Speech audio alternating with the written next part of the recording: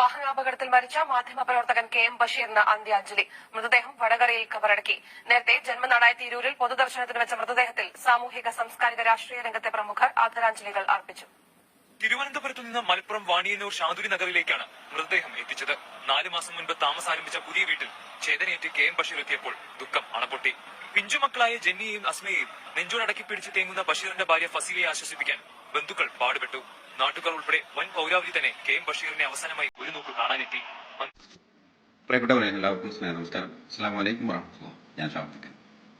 നീതി നിഷേധത്തിന് 6 വർഷം. തീരാ നോവായി KM ബഷീർ. ആരാണ് KM ബഷീർ? ബഹുമാനപ്പെട്ട സൂഫി വര്യനായ മർഹൂം വടകര മുഹമ്മദ് ഹാജിയുടെ പൊന്നോമന പുത്രൻ. അതിലപ്പുറം AP വിഭാഗം പ്രസ്ഥാനത്തിന്റെ കരുത്തനായ പ്രവർത്തകൻ, മാധ്യമ പ്രവർത്തകൻ. കൊല ചെയ്യപ്പെട്ടിട്ട് 6 വർഷം പിന്നിടുമ്പോൾ ചോദ്യങ്ങൾ ഒരുപാട് ബാക്കി, സംശയങ്ങളും ഒരുപാട് ബാക്കിയാണ്. നീതി എവിടെ എന്നുള്ളതാണ്. എപ്പോ നീതി കിട്ടും? ആരിൽ നിന്ന് കിട്ടും? ആരാണ് അതിന് ശ്രമിക്കേണ്ടത്? KM ബഷീർ എന്ന മാധ്യമ പ്രവർത്തകൻ പ്രവർത്തിച്ച പ്രസ്ഥാനത്തിന്റെ നേതാക്കളാണോ നീതി മേടിച്ചു കൊടുക്കേണ്ടത്? നീതിപീഠത്തിലിരിക്കുന്ന നീതിമാന്മാരാണോ? നീതിന്യായ വ്യവസ്ഥയിലെ മനുഷ്യരാണോ? നീതിപാലകരാണോ? ഭരണകൂടത്തിലെ മനുഷ്യരാണോ? ആരാണ് പ്രിയപ്പെട്ട KM ബഷീറിന്, അദ്ദേഹത്തിന്റെ കുടുംബത്തിന് നീതി മേടിച്ചു കൊടുക്കേണ്ടത്?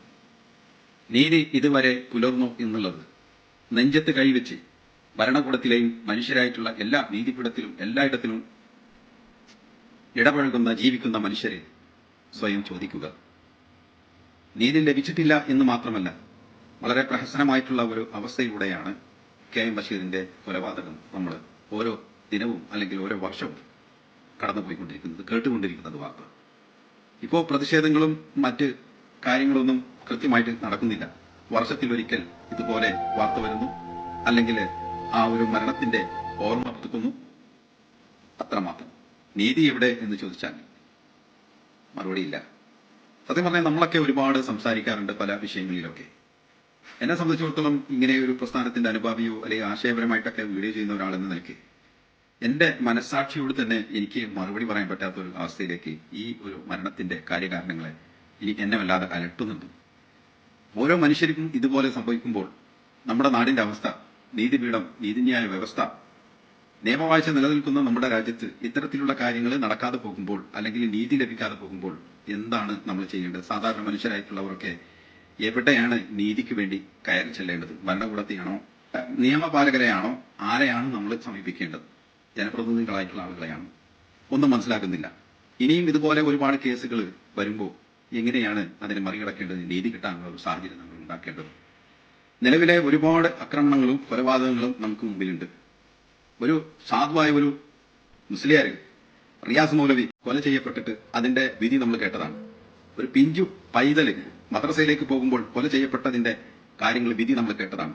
ഷുഹൈബിന്റെ വധം, അങ്ങനെ തുടങ്ങി നീണ്ട നിരയാണ് കേരളത്തിന്റെ മണ്ണിൽ. അതിലപ്പുറം രാഷ്ട്രീയ കൊലപാതകങ്ങളും മറ്റു ആക്രമണങ്ങളും അങ്ങനെ പെരുകി നിൽക്കുന്നു. ഈ പെരുകുന്നതിലേക്ക് എത്തുന്നത് എന്താണ്?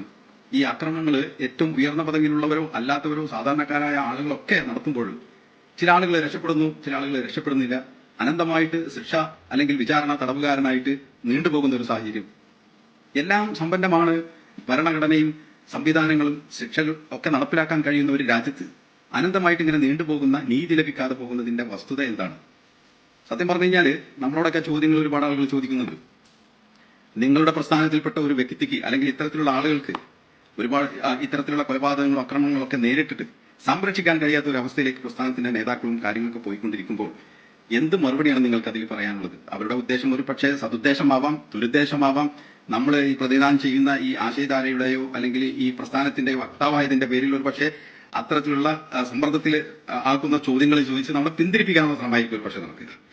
പക്ഷെ ആ ചോദ്യങ്ങൾക്ക് പ്രസക്തി ഇല്ലായികയില്ല. അവരുടെ ഉദ്ദേശം എന്തുമാവട്ടെ, നമുക്ക് നമ്മുടെ നഫ്സിനോട്, നമ്മുടെ ഹൃദയത്തിനോട്, മനസ്സിനോട് ഒരു നീതി പുലർത്താൻ കഴിയുന്ന വിധത്തിലായിരിക്കണം ചില വിഷയങ്ങളിൽ നമുക്ക് ഇടപെടാൻ കഴിയേണ്ടത്.